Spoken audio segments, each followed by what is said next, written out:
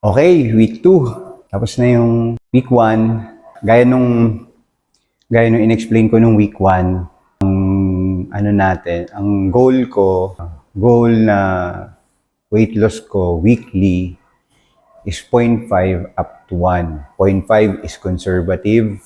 1 kilo a week is slightly aggressive.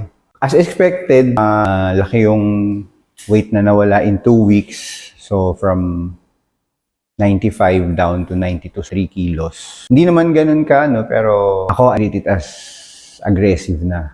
By week 3, tingnan natin. Kasi pwedeng water weight lang to itong first 2 weeks. So, eto na. Real grind na ang week 3. Ang ginagawa ko, every morning, nagtitimbang ako. Pero hindi ko siya ina-average.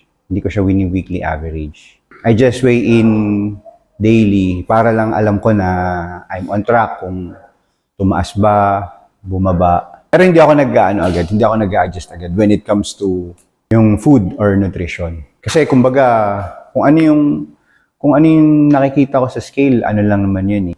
Feedback lang yun. Hindi hindi siya boss. Para sa akin, importante talaga yung pag-meal prep. Kasi by prepping my weekly meal, nababawasan na talaga yung mental gymnastics. Hindi mo na kailangang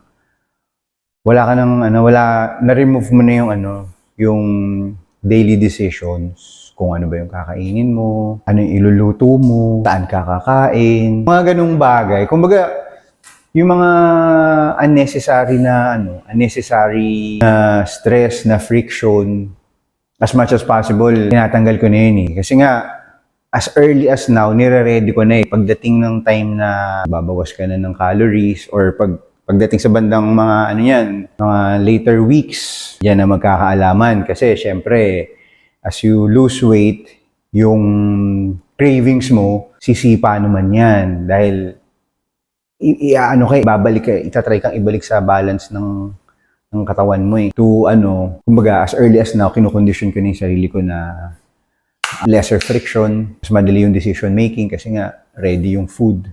At least, pagdating ko dun sa stage na yun na, may mga, nagsastart nang mag-kick in yung diet fatigue, nagsastart na mag-kick in yung cravings. Accustomed na ako or yung sanay na ako dun sa meal prep. And because of that, mas konti yung room for excuses, diba? This time, hindi ko na hinahabol yung mabilis na pagbaba ng weight ko or pag-lose ng weight ko. Kasi nga alam ko may downside yun. Ang mas priority ko ngayon is yung slow and steady na weight loss. Although mas mahaba yung diet process or yung fat loss process. As long as steady yung trending mo, the weight that you're losing trends down consistently over a long period. So okay na ako doon. I consider that as a win already. Half a kilo down this week. Looking forward to week 3. Ganun pa rin, same.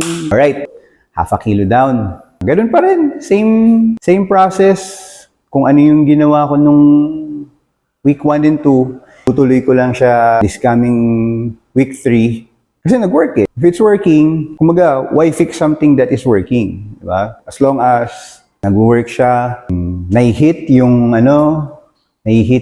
conservative weight loss goal, then it's a win for